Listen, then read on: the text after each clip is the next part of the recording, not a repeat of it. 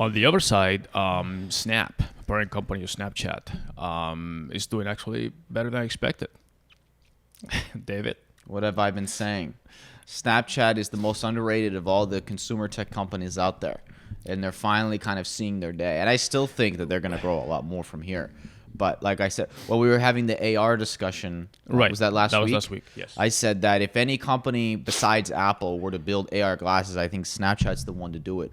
Because they have, the thing with Snap is that someone said it actually really well. They're the last of the rebels. All the big tech companies have kind of become very corporate. Not to say that Snap hasn't become more corporate. Obviously, they're a large public company now, so they have to an extent. But they're still very much the rebel in the space. They're still zagging when everybody else is zigging. They're not put in the same group as the Facebooks and Amazons and all these in Googles and all these bigger tech companies, right? People don't really associate with them. Obviously, they're much smaller as far as revenue and market cap. But, they're making money. They're profitable, cash flow positive, so they don't need to raise more money to stay alive, and they keep innovating. And I think Snap is a company that if you're going to own shares in them, this is not investment advice, this is a company that you own for the long term. This isn't a company that I think is going to just become, a 50 billion revenue company like a Facebook overnight, but they make what was their revenue numbers? I forget. But they're in the billions of revenue now. Yeah, they're profitable. They're cash flow positive. You were talking about investment advice. I mean, their stock just went up. Obviously, we'll see what happens when everything settles. But from their earnings call, it went up almost 30%. I mean, it was in the low 20s now. Today it's like a 38 or so. So that's a huge jump. Yeah, and they're still But I think they're growing. also benefiting from the fact that there's been a lot of noise and all these big other companies that the Facebooks and Googles and YouTubes and so forth were going to Congress with the antitrust, anti-monopoly, and Facebook was notorious from copying basically everything that Snap was doing that was successful. They were using them as a Trojan horse to see if it works when they copied it. With all the thing that Facebook has taken from Snap, obviously stories being the biggest, but a lot of other things, the filters, the lenses, all those things. What Facebook has not been able to replicate, even with the acquisition of WhatsApp, is there's still way more users of Snapchat as a messaging service than there are on Facebook. Facebook DMs or Messenger, Instagram DMs, WhatsApp in the United States pales in comparison to Snapchat. So Snapchat still has them beat on messaging despite, how much money has Facebook spent trying to grow Messenger, Facebook Messenger. Now they're building this consortium thing that's going to combine Facebook Messenger, Instagram DMs, and WhatsApp into one. We'll see. But they still haven't beaten Snapchat on messaging. And that's where Snapchat wins. That's one thing that is difficult to beat because it's more of a user preference type thing. The problem with messaging, though, if I was to give a counter argument. For Snapchat. Okay. The problem with messaging is, and this is something that Ben Thompson from Stratechery has written a lot about, and he said the problem with messaging is it is really hard to monetize. How do you make money from messaging? Because you can't read people's messages and sell their data, right? That's a no-no. Okay, so you can't do that. Are you going to put ads in the messaging platform somehow? No, because people will hate that.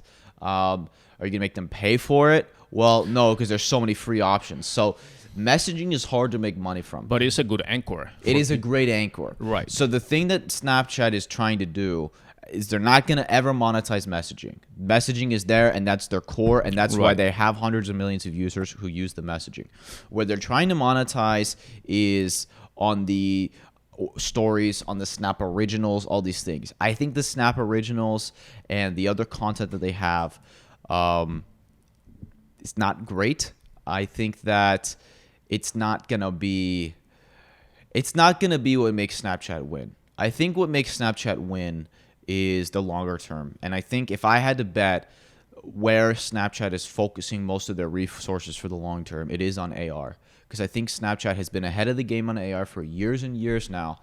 And that if I were to guess, within 2 or 3 years, they will have a pair of glasses that they launch that are built in. And they may even have their own Snap OS for those glasses. And that's how they win. Because if they can build a Snap app store think about how valuable the App Store is on the iPhone. Well, the same thing when AR glasses become popular. All the apps and Owning the everything. App Store for that will be massive. Right. That's how Snapchat wins. Again, this is all speculation, but if I were to guess where they're going, that's where they're going. But That's it just, the long it just term. seems to me that when you backtrack to maybe a year or two ago, or even three, when Snap started kind of like Snapchat, basically when it went public, and then people were hesitating, and then Facebook kept just copying other features and all that stuff. Now we're a little bit more like Facebook can only do so much. I mean, they even copy Reels from TikTok, and it's not being that successful. So Facebook is becoming now super complicated, convoluted. I mean, it's just the Facebook platform is oversaturated with features that people don't even understand anymore. And then you have Instagram on the other side that it has the stories and the Reels and this, and it's just becoming equally complicated now, which is part of Facebook as well, plus WhatsApp. So now I think that those kind of intermingled paths are starting to separate again, where Snapchat has its own features and it's growing a little more independently of everybody copying it. And the active users now is 250 million, which is year over year is basically almost 20% increase. So that means that they're not stuck on a certain demographic or anything, that people are still being added, So that's the main thing that investors like to see, that the active users are increasing. But the other thing I was going to ask you is, we were talking about also, obviously monetizing the platform is how these people make money. But in addition to the AR glasses, when we discuss social commerce, for example, for other platforms like Facebook is getting into Facebook Shops, and Google has a little bit of an application there too, and obviously you have Shopify trying to fight with Facebook. Where do you see Snapchat going into the e-commerce arena? They'll be part of it. I think their ad products are already pretty good, and I think they will expand that. I think they will at some point add in shopping built into Snap in the same way that Facebook is doing Facebook Shops. I think we'll have Snap Shops or whatever they call it. The thing that Snapchat hasn't done much of that they could is live streaming. They don't. That's not Snap. Snap doesn't do live streaming. They could though, and I think if they were to add a live product, I think it could work. Why do you think they don't have that? Because they are not Facebook. I think Evan Spiegel, the CEO, is one of the best product people alive right now, and he doesn't get the credit. And maybe that's because Snapchat has had some hard times, but I think that he is one of the best product people out there, best product CEOs, and will continue to be. And Snap has a strong focus on what they do really well. And what they do really well is messaging, and what they do really well still is stories. Even though I know Instagram copied them, they still have a strong story space. And then on top of that, what they do really well is the AR features. So they focus what they do. They focus on what they do really well, and they're continuing to improve them upon what they do really well. Will they expand? I think they will do live streaming eventually. Because I think that is a good monetization route, especially if you do the commerce. But yeah, I think the commerce, I think their ad products are getting better every day. They keep adding more and more ad products that seem to work really well for advertisers, especially as Facebook gets more and more expensive. People are looking for other avenues. And so I think Snap will be a good option for that. But yeah, I think AR and commerce are the future of the monetization. Do you see for Snapchat. A situation where like Shopify or any of these e-commerce platforms will partner with Snapchat to sync up their platform I'm with sure them? Shopify would be happy to. I mean, Shopify partners with everybody these days. You Right. know, they even partner with Walmart. Right. So yeah, I'm sure they'd be happy to. Because I mean, that's what's making Shopify and all the other e-commerce platforms fight Amazon so wisely these days. Amazon is its own standalone universe, and they still dominate e-commerce. But when you see Shopify, like you say, partnered with Walmart, partnered with Facebook for shops, and now they start getting Snapchat. Basically, they are dominating social commerce more than Amazon. So that I think could be a great actually addition to people that go the Shopify Right. route. And that's the argument pro Facebook Right. that I've had for a long time, is that Facebook has a lot of ways to make money, not just ads. Right. And that they're going to always, the thing that Facebook has always been very good at compared to most consumer tech companies is they know how to make money. You know, lots of companies know how to get lots of users, but then turning on revenue channels is very hard without losing those users, right? Facebook has done that better than probably anybody in social, and that's why they're soon to be $1 trillion company. The other piece of data that I'm looking with Snap is that the growth by region of the world, basically. So in North America, they have about, as of Q3 that just ended, of 2020, they have 90 million users. Year over year, that's 7% growth. In Europe, they have 72 million users, which is about 10% year over year. And the rest of the world is 87 million users, which is a 43% growth year over year, which means that it's growing a lot elsewhere, outside of the US and Europe. One of the, even though they didn't disclose the breakdown of the rest of the world, one of the suspicions is that because TikTok was banned in a number of countries, including India, that a lot of people in India are jumping onto Snapchat now, and that's helping their growth. Well, you know where they're elsewhere. actually big? They're actually pretty big in the Middle East. Snapchat is. And I think they're growing in North Africa too. So that could be as those, especially North Africa, as the economy develops in North Africa, I think that they will have a large growth opportunity there. Not to mention every other social company will probably go there too. But yeah, I mean, I think we're very U.S. focused, being in the U.S. But yeah, we forget that there's billions of people in the world, so there's lots of users to be had. So they have a lot of room to growth too, and I think that's what investors like, because they, even though North America is basically a third of the users, the revenue per user, that's the other metric that advertisers look into, or investors more than advertisers, is pretty high. I mean, the revenue per user in North America is $5.5 basically, whereas in the rest of the world Per month. What's that? Oh, for Snap. For Snap. Yeah. Okay. Yeah. Okay. So for Snapchat, the revenue per Now user. that's still very low. Because if you want to compare Facebook, Oh yeah, I know. Obviously, compared to I think $27 yes. per Oh yeah, user. compared to the other major platforms, but Facebook also has 1.2 billion now or something. Yeah, I don't know. But in the U.S., I think it's $27 per user, something. Oh like yeah, that. they have a lot of room for growth. I mean, so in North America, it's $5.50 now per user, and that is a 61% growth over the quarter. But to give you an analogy or comparison, the rest of the world is only 0.95. So that's what I think there's going to be a lot of growth. I mean, the potential for growth there is huge. If the U.S. continues to grow, so they go from 5 to, let's say, 8, 9, 10. Well, one of the reasons I mentioned the MENA region, Middle East, North Africa, is because there is another startup. I forget the name of it. That's based out of there.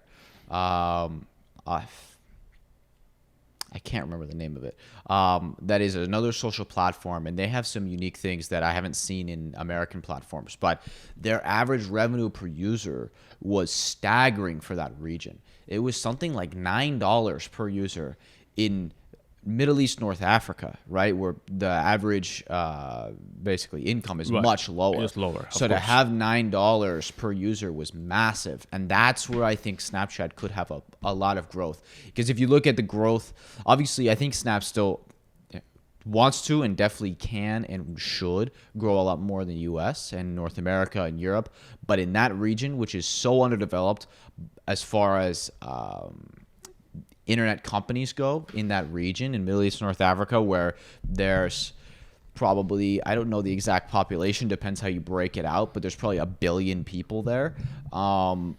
That is a massive growth region that all of the companies are now looking at. And they actually, because their economies are developing so quickly, have a lot of money too. So yeah, I think I'm very bullish on Snap. I think they'll keep going. But this is one thing that I kind of wonder how it's going to go in the future. Like North America, we just said North America has 90 million daily users, active users, and Europe has 72. So let's say that they are kind of almost even, However, the average revenue per user in North America is $5.5, as we said, whereas in Europe is 1.43. So with about similar number of users, the revenue per user in North America is basically 3.5 times what they.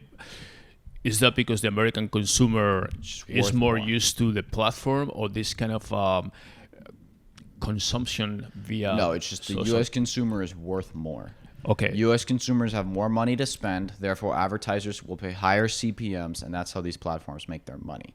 So the U.S. will always be, at least for the next the next 30 years, Facebook or the U.S. will always be the highest average revenue per user. Yes. But the revenue per user is estimated based on the average money that the user spends on the platform, basically. No, it's based on how much money they make per user. Right.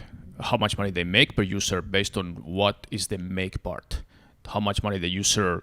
No, how much they get in ad revenue per user. Exactly. Basically.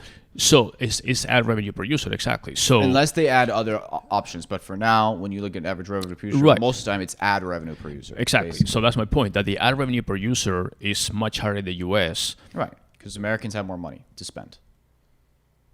American companies, advertisers.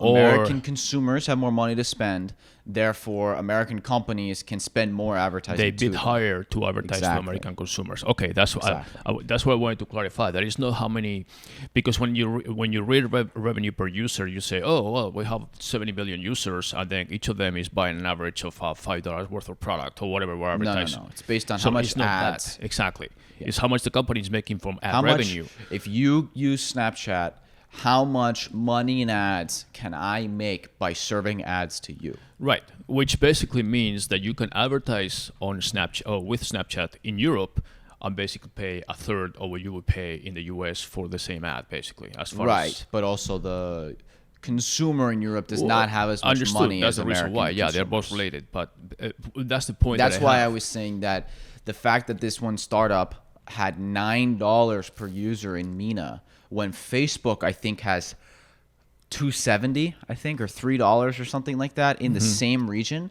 is insane. And so they've clearly unlocked something. And that Snap, I think, has an opportunity to do the same. Okay. All right. We'll see what happens. I mean, do you think that this quarter is an outlier or is more of a trend? No, it's been a trend. They keep growing. Their revenues keep growing. Their monetization is getting better. I think it's going to keep going. Okay, so my final question on this, or comment, when you see the active users increasing, like they increase 18% year over year, is the active user dropping another platform and joining Snapchat, or is adding Snapchat to Instagram, Facebook, Twitter, whatever they have?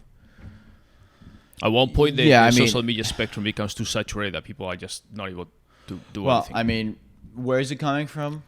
I mean, I don't use Snapchat, so I don't know. I don't know. I mean, people only have so much time in the day.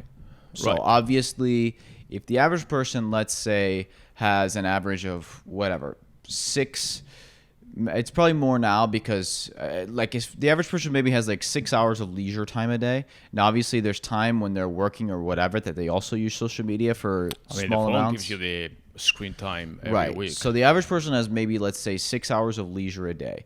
They can do that watching Netflix, watching regular TV, sports, whatever, on Facebook, Instagram, Twitter, TikTok, Snapchat, whatever, right? So not Quibi anymore, unfortunately. Yeah, not Quibi anymore, unfortunately. But that will free up some time. People have 6 hours in the day, let's say on average, to consume these things, and these companies are all fighting for a share of that 6 hours. So yes, if Snapchat is growing, because the other thing that Snapchat was growing a lot before, I'm not familiar with what their numbers are now, was not just the daily users, but the minutes used per day, and that their minutes used per day was growing a lot. I'm sure you'll have that data here. And I think Instagram is a platform that has seen their minutes used per day stickiness type flatten. So before Instagram was growing, they started they were 15, then 20, then 25, and then 30 minutes a day. And I think now they're somewhere in the 35-ish range minutes per day on average per user. Okay, that's quite a bit. Yeah, but it's plateaued. They thought maybe they could get up to an hour a day, and it doesn't look like that's going to happen unless they make some product changes, but it's plateaued. TikTok has a massive amount. I don't know their number off the top of my head, but I remember it was staggeringly high compared to most platforms. So yeah, there's obviously the users per day, but then also how much time are they spending on the platform? Because the more time they spend on the platform, the more ads you can serve them. Right, right.